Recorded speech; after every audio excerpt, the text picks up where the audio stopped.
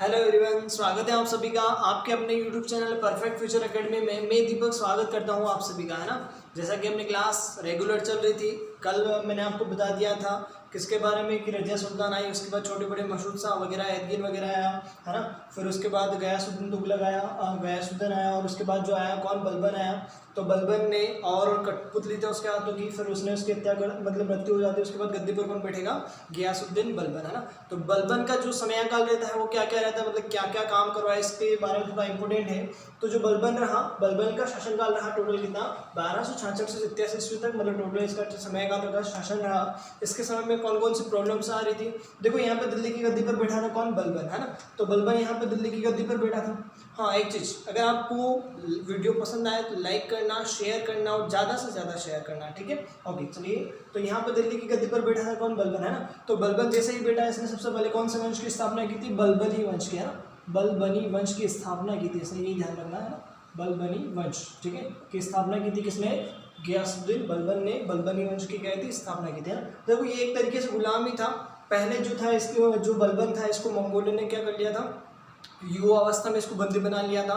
फिर बंदी बना लिया था तो फिर इसको वापस वैसे ही मेलों में भेजा गया था। तो फिर इसको एक व्यक्ति खरीद के लाया, इसको बड़ा किया, शिक्षा की। तो इस अकॉर्डिंग फिर ये दिल्ली की गद्दी पर धीरे धीरे यहाँ पे शासक किया, इसने ये सारे कुछ काम करवाया, है ना। तो यहाँ पे दिल्ली की गद्दी पर बैठ गया कौन, बलबन, है ना। तो बलबन के समय में क्या क्या यहाँ पे इसके प्रॉब्लम्स आ रही थी, तो दिल्ली की गद्दी पर बैठा यहाँ पे बंगाल का शासक था कौन, तो गुरिल खां, और यहाँ पे मंगोल थे, और यहाँ पे नीचे आपको पता ही कि रणथंभौर में किसका विद्रोह चल रहा था, राजपूतों का क्या चल रहा था, विद्रोह चल रहा था, ना। तो इसके समय में ये सारी कुछ प्रॉब्लम थी। और यहाँ की जो जनता थी यहाँ पे, तो यहाँ के आसपास क्षेत्र जो मतलब दिल्ली की जो आसपास थी जनता, उसको बोलते थे मेवाती, है ना। तो यहाँ पर जो था मेवातियों का क्या हो रहा था, दमन हो रहा था। मतलब दिल्ली के आसपास वाला क्षेत्र, मतलब बाहर बाहर वाली जो पब्लिसिटी, उसको बोलते हैं मेवाती, है ना। तो मेवाती जनजाति द्वारा क्या किया जा रहा था, इसका विद्रोह किया जा रहा था, किसका, मतलब बलबन का विद्रोह किया जा रहा था, या फिर ऐसे कर सकते हैं कि यहाँ पर लूटमार मचाई जा रही थी, है ना। ये मेवाती जो थे दिल्ली के बाहर बार बार क्या कर रहे थे, लूटमार मचाते थे। और यहाँ पे इसमें मुल्तान वगैरह क्षेत्र में भी इसका क्या हो रहा था, रेगुलर विद्रोह हो रहा था, ना। तो इन सभी प्रॉब्लम्स से निपटने के लिए इसने क्या किया कि यहाँ पे मेवातियों से परेशान है, ऊपर से ये परेशान कर रहा है, इधर से विद्रोह होने वाला है, रणथंभौर में राजपूतों का विद्रोह चल रहा है। तो इन सभी से प्रॉब्लम, परेशान आके, तंग आके इसने कौन सी नीति अपनाई, लौह तथा रक्त की नीति अपनाई। कौन सी नीति अपनाई थी, लौह तथा रक्त की। ये नीति क्या होती है, मतलब इसने ऐसा बोला कि जो दिखे, जो अपना विरोध डाले, काट डालो, मार डालो, सीधा, है ना। मतलब जो दिखे उसको 6 इंच छोटा कर दो, ठीक है। तो लौह और रक्त की नीति अपनाई, है ना। मतलब जो भी अपने खिलाफ आवाज उठाए उसको डायरेक्ट बिना सुने उसकी गर्दन क्या कर देना, 6 इंच छोटा कर देना, है ना। तो लौह और रक्त की नीति अपनाई थी किसने, बलबन ने। एग्जाम में आपको क्वेश्चन बनता है, ठीक है। और इसके द्वारा क्या क्या काम करवाए गए थे, देखो जैसे सुल्तान बना, सबसे पहले इसने लौह तथा रक्त की नीति अपनाई। उसके बाद इसने जो नाहब का पद था, ना, देखो इससे पहले मैंने बताया था कि नाहब हमेशा किसको मार रहा था, सुल्तान को मार रहा था। तो इसने क्या किया, ये नाहब का पद ही समाप्त कर दिया कि कोई नाहब होगा ही नहीं तो मुझे कौन मारेगा, है ना। तो इससे पहले तो ये बेटा था खुद, अब ये खुद आ गया और गद्दी पे बैठ गया था, अगर कोई नाहब आएगा तो इसको मारेगा, इसको खतरा रहेगा। तो इसने नाहब के पद को ही क्या कर दिया, समाप्त कर दिया, है ना। और यहाँ पे लौह तथा रक्त की नीति अपनाई। और इसने एक और काम करवाया था, कौन सा, इसने 40 तुर्क सरदारों को जो संगठन था, जिसको बोलते थे क्या, चालीसा, है ना। 40 तुर्क सरदारों का गठन, है ना, जो किसने निर्माण करवाया था, इल्तुतमिश ने निर्माण करवाया था, उसको भी क्या कर दिया, समाप्त कर दिया। मतलब लोग जो है न्याय के लिए अभी तक किसके पास जाते थे, किसके पास, इन 40 सरदारों के पास, है ना। तो उसने सोचा कि नहीं, उनके पास कैसे जाए, मेरे पास आना चाहिए, है ना। ये मतलब अपने आप को थोड़ा भगवान समझता था, है ना, भगवान का सहयोग समझता था, मतलब। तो यहाँ से 40 तुर्क सरदारों को भी इसने क्या कर दिया, समाप्त कर दिया। एग्जाम में क्वेश्चन बनता है आपको कि 40 किसने समाप्त किया था, फिर तुर्कान ए चहलगानी को किसने समाप्त किया था, तो किसने समाप्त किया था, गयासुद्दीन बलबन ने इसको क्या कर दिया था, समाप्त कर दिया था।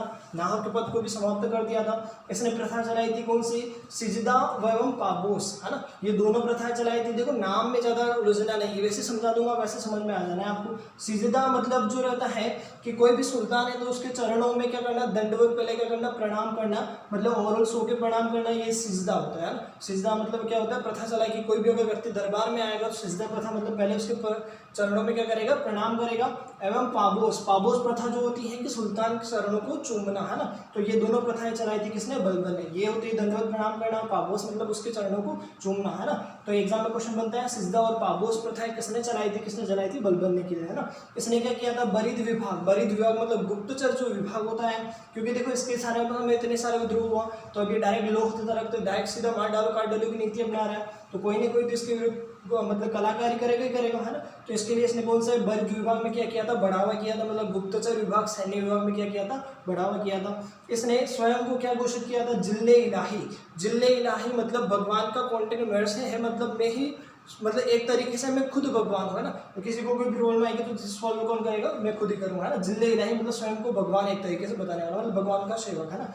तो एग्जाम में क्वेश्चन बनता है स्वयं को जिले इलाही किस सुल्तान ने घोषित किया था, किसने किया था, गियासुद्दीन बलबन ने, है ना। उसके बाद ये और इसने ये काम करवाया, है ना, और 40 तुर्क सरदारों को गठन कर समाप्त करवा दिया था। तो ये सारे कुछ काम करवाए थे किसने, बलबन ने। और उसके बाद एंडिंग में जाते जाते 1287 में इसकी मृत्यु, मतलब ज्वर के कारण शायद इसकी क्या हो जाती है, मृत्यु हो जाती है ना।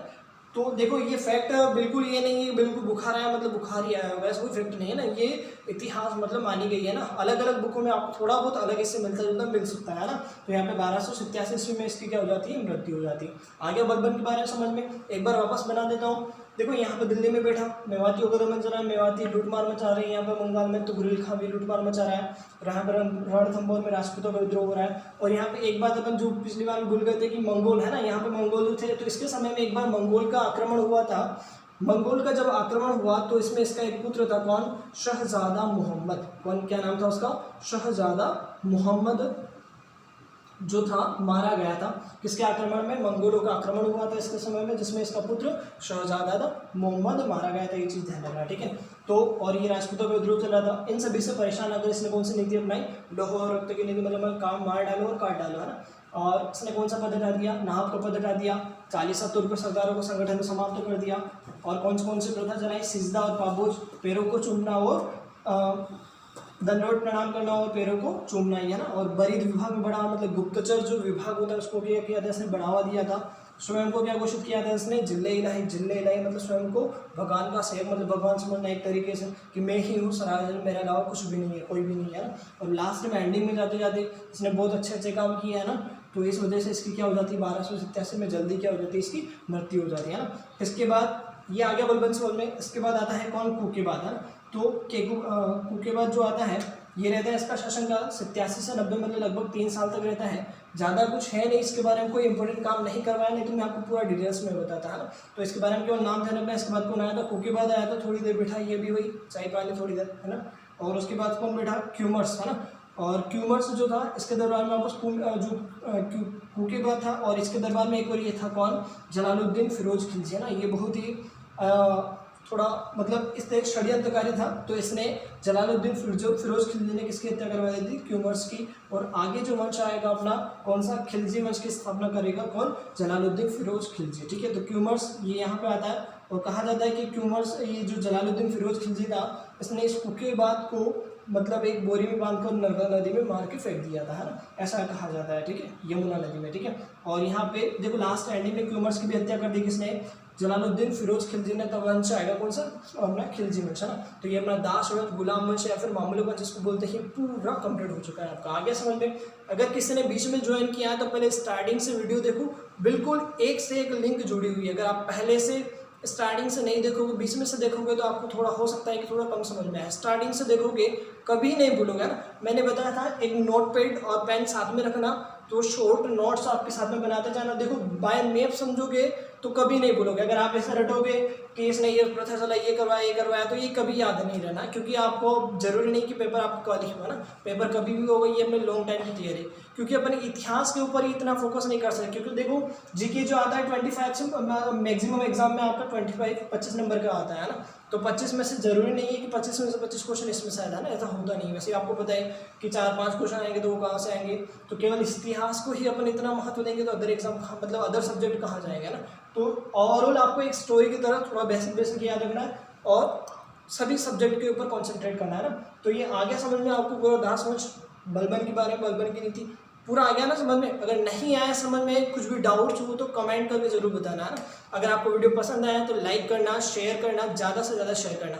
और अगर कोई नया पर्सन जुड़ा है तो सब्सक्राइब करना मत भूलना। जय हिंद, जय भारत।